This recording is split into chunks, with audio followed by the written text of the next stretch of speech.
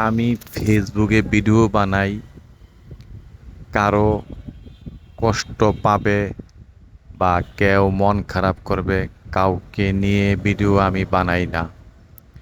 কেননা শত শত কন্টেন্ট ক্রিয়েটর আছে, তারা ভিডিও বানাচ্ছে এই ধরনের কন্টেন্ট নেয়া। তো আমিও সেটা কিছু, ওদের কিছু নেই, আমার নিজের থেকে কিছু বলি, পয়লা আমি ভিডিও বানাই। এতে এই ভিডিও বানানোর কারণে যদি কারো গায়ের উপরে পড়ে, সেটা তো আমার কোনো দোষ না। সেটা কি আমার দোষ?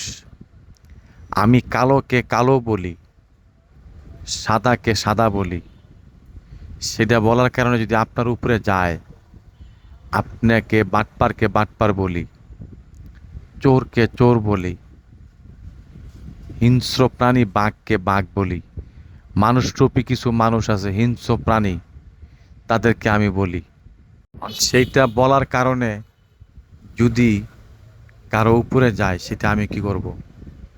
আমি বলছিলাম যে একটা কুত্তা নিয়ে আমি ভিডিও বানাইছিলাম, যে একটা কুত্তাকে একটা রুটি খাওয়া হয়েছিলাম, সেই কুত্তাটা অনেক দিন ধরে আমার পিছে পিছে ঘুরছিল।